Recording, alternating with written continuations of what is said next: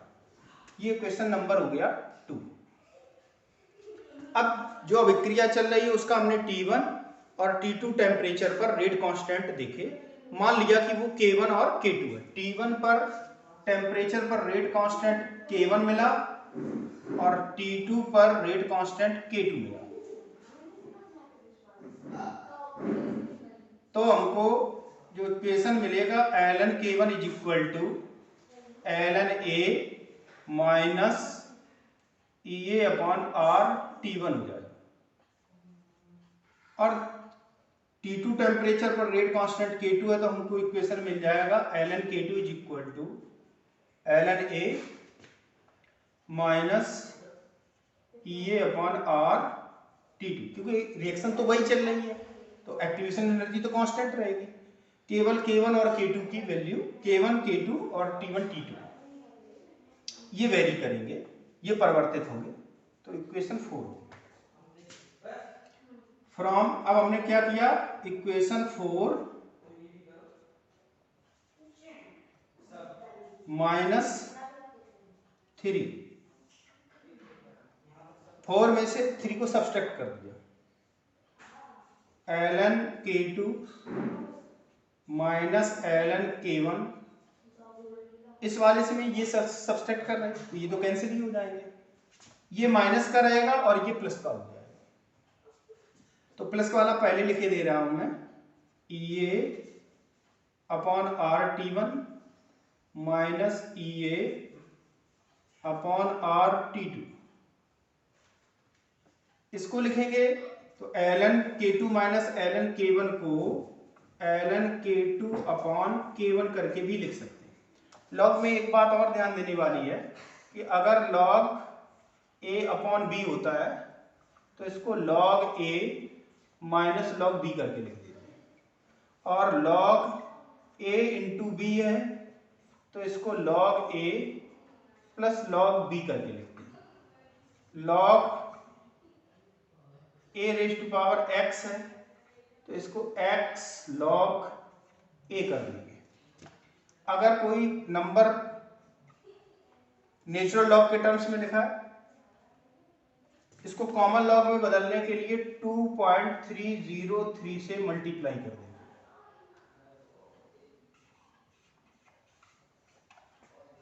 तो natural log में था, कॉमन लॉग में बदल दिया। अब हम लोग यहां पे आते हैं, तो इसको सॉल्व किया तो ln k2 अपॉन k1 हो गया, EA अपॉन R इसमें से कॉमन ले लिया, into 1 upon T1 minus 1 upon T2 हो जाएगा। या इसी को लिखें तो इसको कॉमन लॉग में बदलेंगे तो 2.303 से मल्टीप्लाई कर देंगे।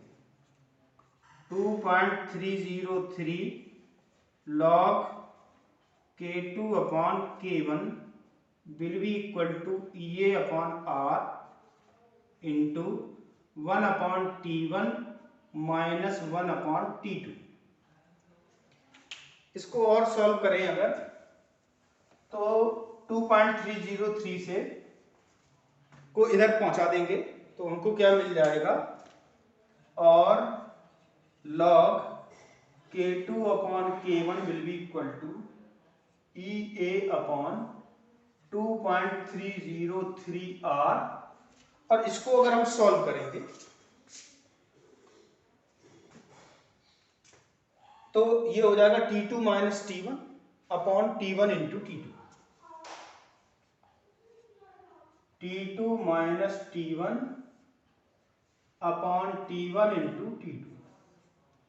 इस इक्वेशन की सहायता से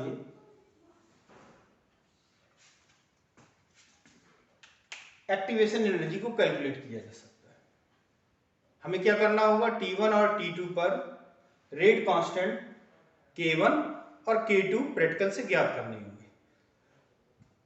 उसके बाद इस समीकरण की सहायता से हम एक्टिवेशन एनर्जी की वैल्यू ज्ञात कर सकते हैं। क्योंकि हमें T1 पता होगा, T2 पता होगा, K2 पता, K1 पता, ये पता नहीं, तो इस समीकरण की सहायता से हम ज्ञात कर लेते हैं। इतना सब कुछ था एक्टिवेशन एनर्जी के बारे में। अब हम लोग नेक्स्ट टॉपिक पे आते हैं, और अपना नेक्स्ट टॉपिक है कॉलिजन थ्योरी, टक्कर सिद्धांत।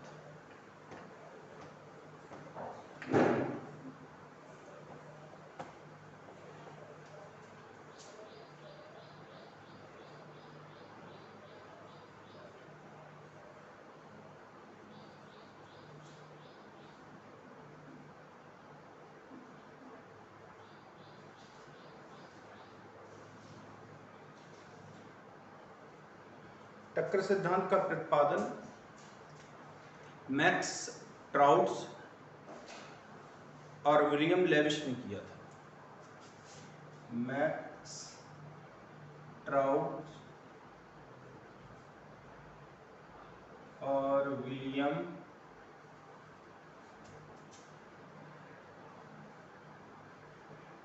लेविस ने किया था। ये सिद्धांत ये बताता है कि अभिकारक अणु आपस में टक्करें करते हैं और वे टक्करें ही उत्पाद के लिए उत्तरदायी होती हैं। अभिकारक अणु परस्पर टक्करें करते हैं और वो टक्करें ही उत्पाद के लिए उत्तरदायी होती हैं। दूसरा पॉइंट ये है कि प्रत्येक टक्कर के फलस्वरूप उत्पाद नहीं बनते, केवल उन्हीं टक्करों में उत्पाद का निर्माण होता है जिनमें सक्रिय अणु भाग लेते हैं। इन टक्करों को प्रभावी टक्करें कहते हैं। मतलब सभी टक्करों में उत्पाद का निर्माण नहीं होता, केवल प्रभावी टक्करों में उत्पाद का निर्माण होता है और प्रभावी टक्करों में सक्रिय अणु भाग लेते हैं। अगला पॉइंट ये है कि प्रभावी टक्कर के लिए जो अभिकारक अणु होते हैं उन्हें दो बैरियर पार करने होते हैं, दो रोधक होते हैं, उनको पार करना होता है। उनमें से एक कहलाता है एनर्जी बैरियर, ऊर्जा रोधक, और दूसरा होता है ओरिएंटेशन बैरियर।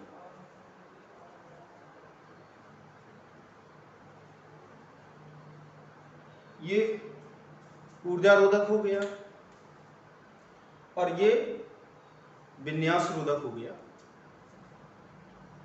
ऊर्जा रोधक का मतलब होता है, मैंने बताया था जब एक्टिवेशन एनर्जी बताई थी, मैंने बताया था एक निश्चित मान होने पर ही उत्पाद बनते हैं।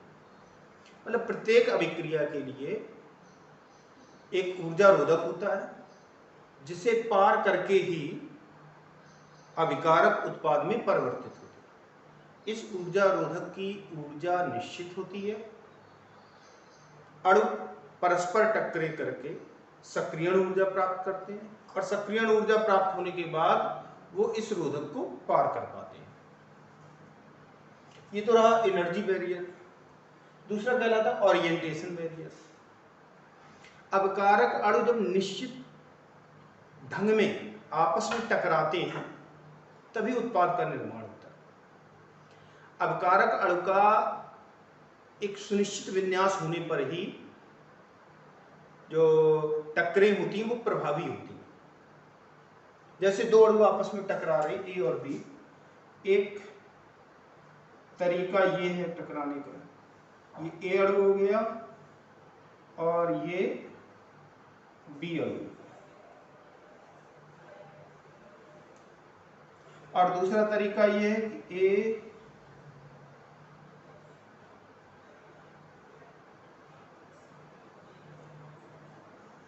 इस तरीके से भी ये टकरा सकते हैं।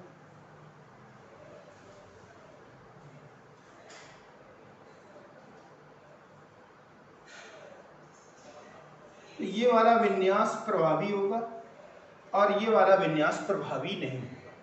मतलब इसमें उत्पाद बनने के चांसेस ज्यादा रहेंगे और इसमें उत्पाद नहीं बनेगा। तो ये कहलाता है ओरिएंटेशन बैरियर। ओरिएंटेशन बैरियर या उचित विन्यास में टकराने की प्रायिकता अगर P मान ली जाए तो P का मान हमेशा 1 से कम होता है। चौथा पॉइंट ये है कि अभिक्रिया का वेग अगर देखें तो अभिक्रिया का वेग R बराबर होगा Z into P into F। Z का मतलब होता है कोलिजन फ्रीक्वेंसी, संघटन आवृत्ति। इसका मतलब होता है 1 सेकंड में इकाई आयतन में होने वाली टक्करों की संख्या। 1 सेकंड में इकाई आयतन में होने वाली टक्करों की संख्या को कोलिजन फ्रीक्वेंसी कहा जाता है। P ओरिएंटेशन प्रोबेबिलिटी है, इसका मान 1 से कम होता है। F सक्रिय अणुओं का अंश है। F जो है वो mole fraction of active molecules, और इसका मान जो होता है e raise to power minus EA upon RT, e raise to power minus EA upon RT। तो इस आधार पर अगर हम देखेंगे तो Z into P into E raise to power minus EA upon RT हो। तो ये समीकरण प्राप्त हुआ। इसके द्वारा अभिक्रिया का वेग ज्ञात किया जाता है। एक बार फिर से देखेंगे, मैंने ये बताया कि कोलिजन थ्योरी, इस सिद्धांत का प्रतिपादन मैक्स ट्राउच और विलियम लेविस ने किया था। इस सिद्धांत के अनुसार अपकारक अणु परस्पर टक्करें करते हैं जो उत्पाद के लिए उत्तरदायी होते हैं। दूसरा पॉइंट मैंने बताया कि प्रत्येक टक्कर के फलस्वरूप उत्पाद नहीं बनते। जिन टक्करों में उत्पाद बनते हैं उन्हें प्रभावी टक्करें कहते हैं।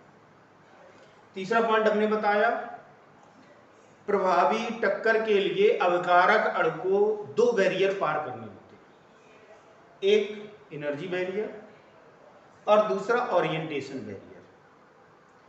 एनर्जी बैरियर क्या होता है कि प्रत्येक अभिक्रिया के लिए एक ऊर्जा रोधक होता है, इसका मान निश्चित होता है और अवकारक अणु इसे पार करके ही उत्पाद में परिवर्तित होते हैं। मतलब इसकी ऊर्जा निश्चित होती है और अपकारक अणु इसे पार करके उत्पाद में परिवर्तित होते हैं।